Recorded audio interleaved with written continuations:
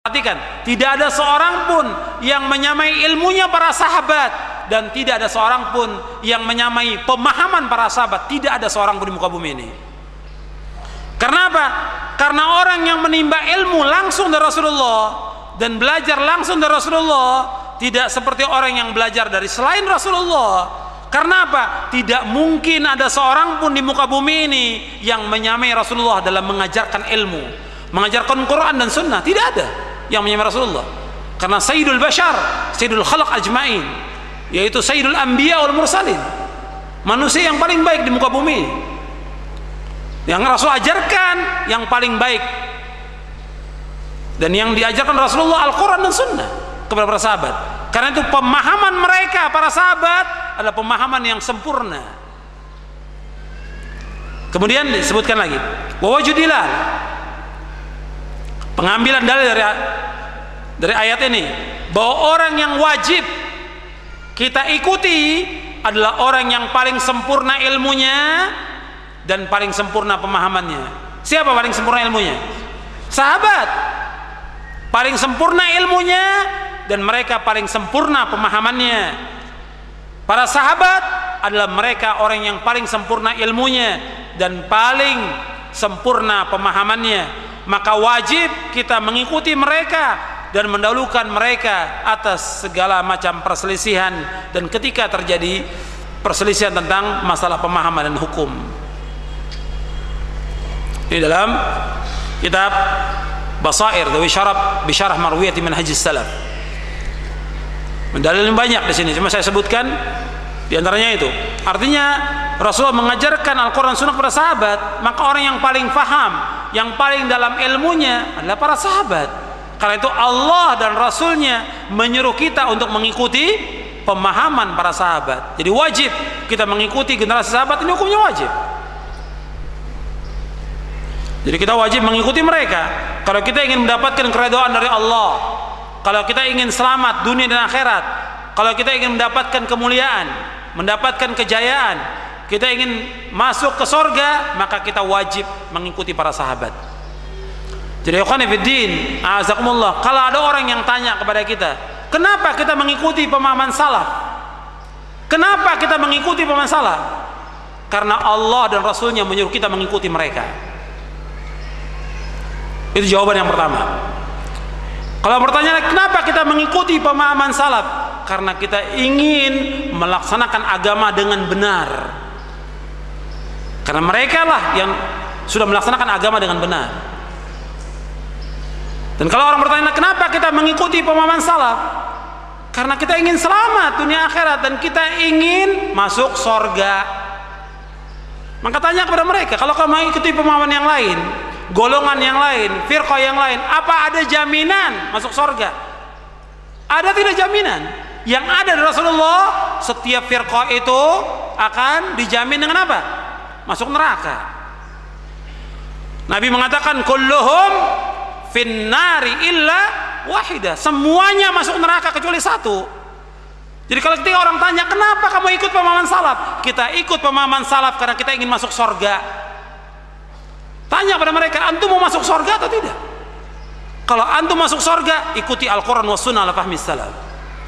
Sebagaimana kenapa kita nuntut ilmu? Karena Nabi yang merintahkan nuntut ilmu, Allah menyuruh kita nuntut ilmu, dan kita ingin masuk surga. Kita nuntut ilmu syar'i karena kita ingin masuk surga. Kalau kamu ingin masuk surga, talabul ilmi, nuntut ilmu dan ikuti pemahaman salaf ini.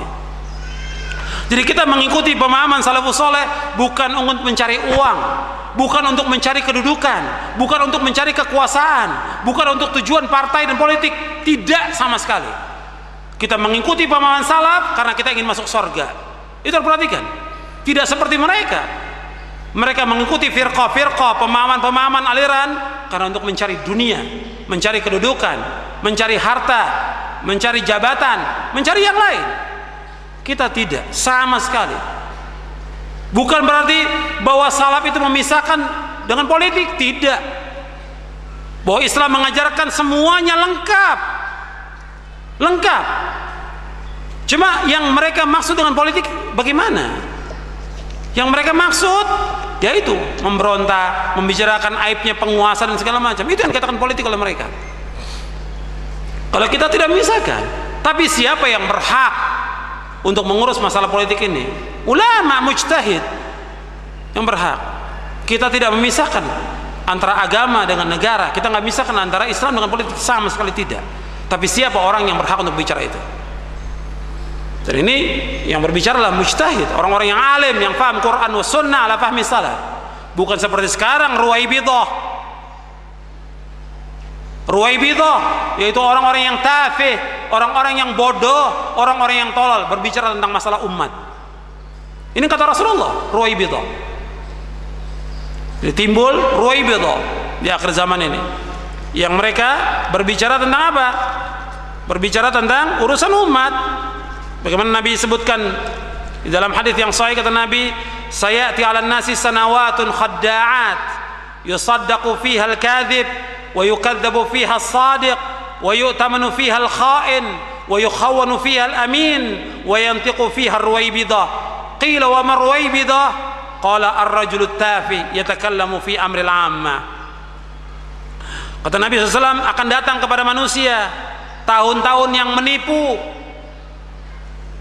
yang dibenarkan orang-orang yang dusta dan didustakan orang-orang yang jujur, dipercaya orang-orang yang khianat dan dikhianati orang-orang yang amanah.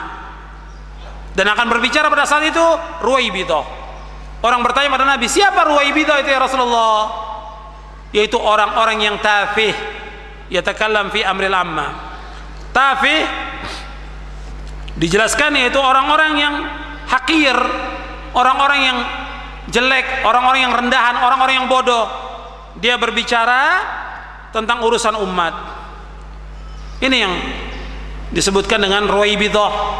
Hadis ini disahihkan oleh Syekh Albani dalam silsilah hadis as-sahihah di juz yang keempat. Hadis ini diriwayatkan oleh Imam Ibnu Majah, Hakim dan Ahmad. Dan Hakim mengatakan sahihul isnad wa wafaqahu adz-Dzahabi.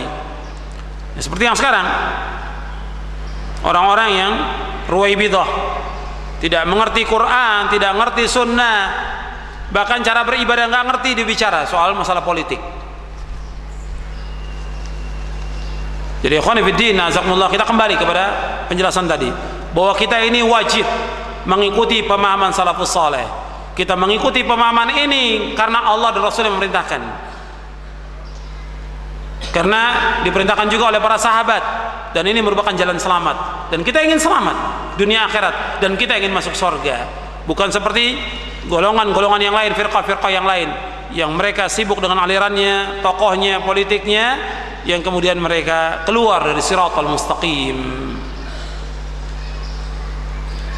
Kemudian ikhwan fillah, azakumullah,